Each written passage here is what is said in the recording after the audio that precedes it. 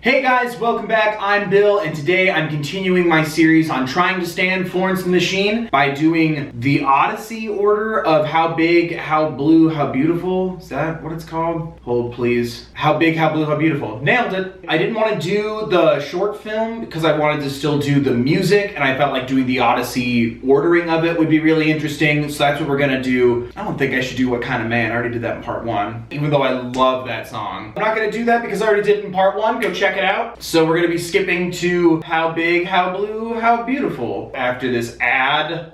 You should watch ads all the way though. I have ads now. How big, how blue, and everything nice.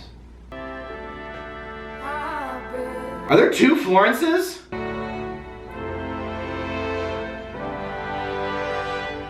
Ooh, I love how one has a fresh tattoo and one it looks a little faded on her finger. Deep down inside of Florence, there are two beings fighting for control.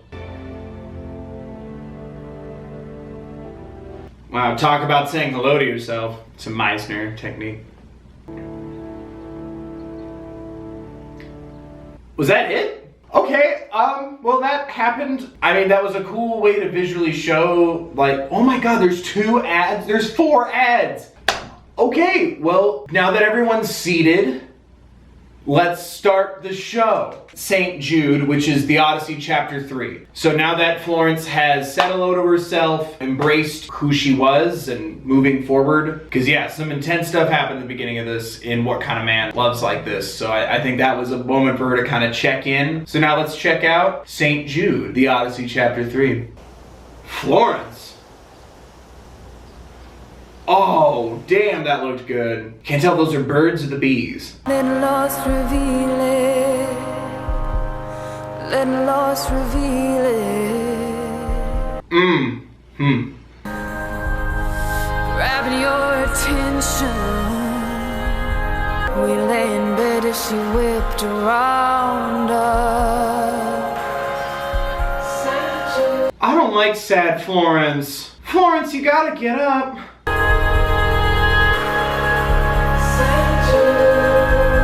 Florence, get to know him first. We talked about this. Oh God, Florence. She was just like a ghost, like just kind of wandering through the town, being lifted and then abandoned and then taken care of and then abandoned, and then she just collapsed in a field while the swarm of bees just flew by. I know they were birds, but it looked like bees. But I think she's just wrecked right now, kind of in that dazed state. It's like when like the really nice person in your life just shows up, like just having a bad day and doesn't want to talk, doesn't smile, doesn't say hi. It's like, yeah, you didn't do anything wrong, but like, is everything okay? The song was very pretty. I also didn't know that St. Jude was the saint of like lost causes. That puts a huge downer on that charity organization. Anyway, here's Ship to Wreck. This is Ship to Wreck, the Odyssey chapter 4. Will she get her groove back? Oh no. Someone left Florence out in the rain.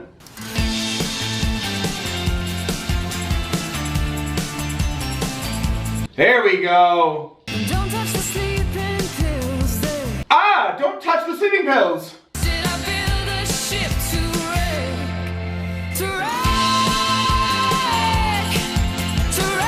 Oh, guys, I don't think Florence is okay right now. Do you mind? She's going through something. To make my bed. Yes. No, get control of yourself. You can do this. Oh no, she has guests over. And she's not throwing things. Oh, she's throwing things. And Woo!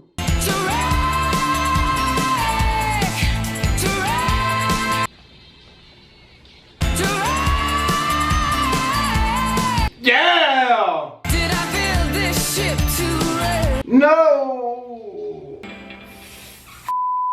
Holy damn, Florence! Did she get her groove back? She's trying. So there's 2 Florences in this metaphorum. I mean, I'm pretty sure it's substance abuse, it's addiction. That was hard. Watching like the 2 sides of her and then like grappling with herself, trying to keep it cool in front of people and trying to keep her composure, but also just wanting to like lose her shit And there was something about crawling and fighting with herself, like up the stairs just to land back in the pile of pills and on the ground. When she hits those intense highs in this song, you can really feel the emotion driving it. That passion and that intensity and that energy and that desperation, both sides of the duality conflicting. I really liked that, but good God, she does not sugarcoat it. Like that wasn't, oh, it's a sailboat in the middle of stormy weather and she's lost at sea. Did she build a ship to wreck? No, that's about her terrible choices and external forces and addictions, and she's just not gonna beat around the bush. That's very admirable and inspiring. Like, I love that honesty as well as that intensity. I hope she's okay. Can't tell, because next we have chapters 5 and 6, Queen of Peace and Long and Lost. Queen of Peace is promising, I hope. I just want her to be okay and sing songs about shaking again. Is that little Florence? Oh, this is gonna upset me. Why are we fighting? Ah!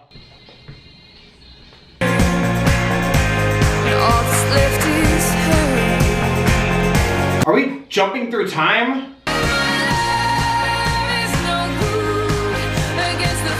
Oh, damn. Oh my God.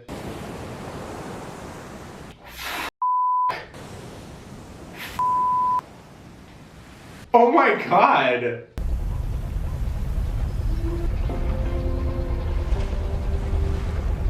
I mean, yeah, dude had to go. Lost in the fog. Ooh. So long and lost. Ooh. Is it too late to come on home? Mm-hmm. You wonder why it is that Ha! all those bridges, now old stone.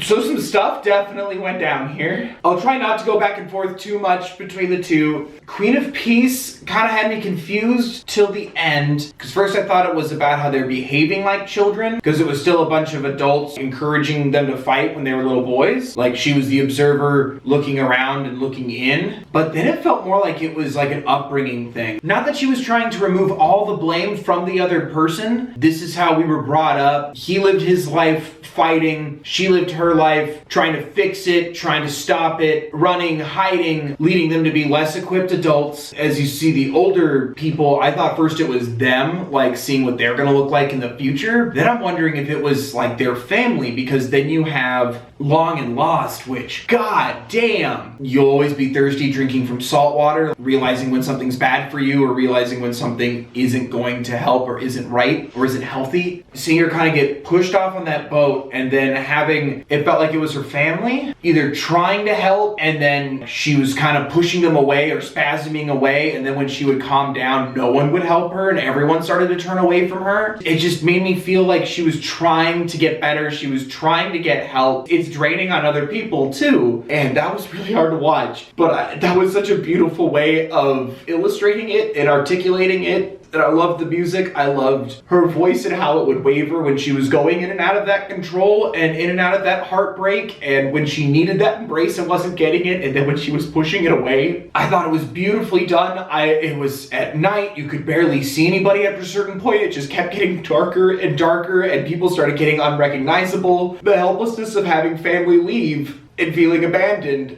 And it was illustrated really well.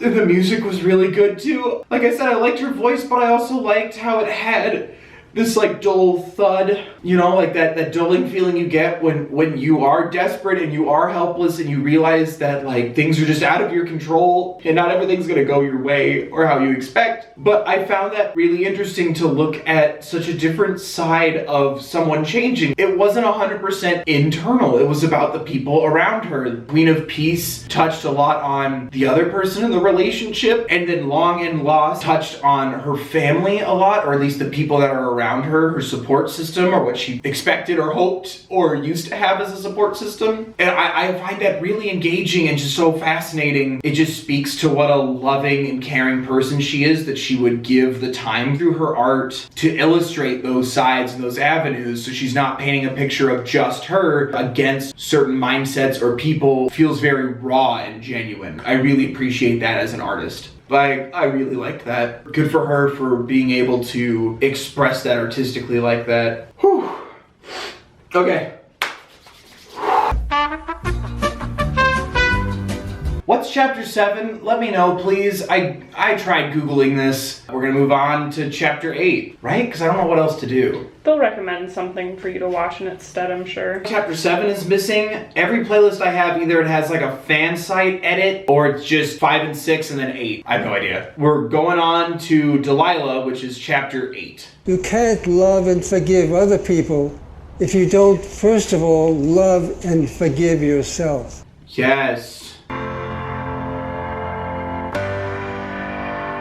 Oh, it's a demon. Sometimes it all falls down. Whoo. Dragging them around. Now I'm dancing with Delilah and a vision is mine. Yes. It's a different kind of danger, and my feet are spinning around. Holy crap. A different kind of danger in the daylight. Can't you let me know? Oh, they're carrying the stones like Dante's Inferno sinner Strung out for your love. Hanging hung up, it's so Ha! Ha! Oh, her wig was snatched. It scared the out of me. It's a different kind of danger, and my feet are spinning around. Yes! It's gonna change. We're jumping through time. I'm glad I got the context towards the end. If I didn't have the video, I'd probably be able to gravitate more to the song. But because the story is just so painful, and now from doing it in order, like that was just upsetting. The music was giving me such a strong, like, she's gonna overcome this, everything's gonna be okay. Like, she's fighting back, she's got this. Damn, no she doesn't. That was so many like just up and down spikes and drops. I think I'm starting to see it now. Maybe it was because it was set at a motel. Maybe it was the casting of the other people that she was with. Felt like it was her at her worst. It was just weird that that's chapter 8. I'm waiting for her to like go to a hospital, take the cold shower, flush all of her stuff down the drain, and like be better by now. That got scary. I hope this ends with "Hey Bill, I'm okay," the new Florence and the Machine single. But I loved like that grungy rock feeling to it. Like it very much fits the vibe and the scene. I really enjoyed that. I also started noticing that a lot of the things that kind of were not going over my head, but to the side of me, like, that looks important, and then off it went. Seeing someone trapped in front of motel or like apartment room door, walking in circles with this heavy stone, it's like a ring of hell where you're supposed to carry your burdens or your sins or your transgressions around like 1,000 years, and you can never put it down, and just the weight just keeps adding and adding and adding. And it started making me thinking of that. In St. Jude, we saw like 4 people just walking by her with that, but it didn't recur, it didn't focus on it. They kind of just dismissed it. In the same way, like down like this. If that's in 2 and that's in 8, is she in hell? Is that what this is? Because like, why would you have people carrying rocks and then also have a demon in this motel? Am I reading too much into this? I feel like I'm not. I think she's in hell. If you think about it, it's also hitting on greed, lust. There's the gluttony of indulgence. How many circles of hell are there? Oh, don't ask me that. 9 would represent chapters, if that's a thing. I think, yeah, there's 9 layers of hell. Purgatory, the 7 sins layers, and then like the final one. I'm going with my "this is hell" theory. And if so, this is probably my favorite interpretation of it I've ever seen. There are 9 circles of hell. All right, so let's see where this ends. We're doing chapter 9, Third Eye, as in Third Eye Blind. Also a hellish band. Oh, yep, everything's on fire and there's red lights everywhere. We nailed it. That original Lifeline. Hey, look up! Woo! And I can see it with my third eye. And on my touch it magnifies. She died at the beginning and she went through hell. And you deserve to be loved, and you deserve what you are given.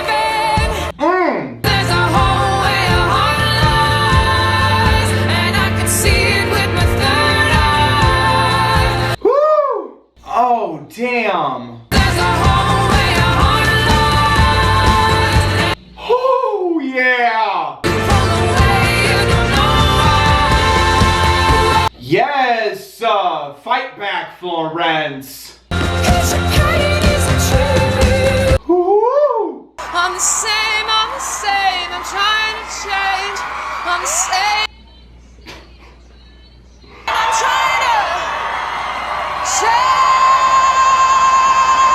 Oh, yes! What the hell? I couldn't tell you if she got out of it though. I like to think so. I love that song. Out of context of everything else, let's just focus on that for a second, because I want to give it some credit. I love that song. It had such a raw feeling of just embracing faults, acknowledging them, but like persevering. And it gave me all that energy and that powerful Florence vibe that like I've been waiting for basically this whole time. I love the message of just having that hidden thing in you to want to be your best self. And I felt like it kind of hit on like a hindsight is 2020. Like, yeah, if I had a third eye and I could see all these things, like I'd be better at it. But the perseverance of it, I'm a little distracted though, because I'm trying to figure out if she got out of hell or not. At first I thought she did, but then she's singing to, like, was it light or was it smoke? Because it was like a blue light. The 9th layer of hell is frozen. And because she's wearing white, which first I thought meant that she was out of hell because it stripped off the red, but then the reflection of that light on her, it's like that violet kind of light blue with the white, and it looks like ice. And there was no audience, and the band was standing there. The song hasn't started. She's stuck in the loop of I'm the same, I'm trying to change, which I loved. That was emotionally just devastating and charging at the same time. Did she leave hell? Did she get through it to Paradiso? Paradise? Whatever you call it? Dante's next Groupon getaway? Now with that revelation, I need to watch this again. God, I love that song. And I really like this collection of videos. I felt like it told a really engaging and interesting story. It was such an interesting and different way to experience it, and I really liked it. It made it feel like a lot more working behind it than just here's a song and here's a feeling, which already I felt that way about Florence, but I just mean in general. It gave me a grander scope of the piece as a whole, the album as a whole, which I think this was the full album, right? I'd imagine so.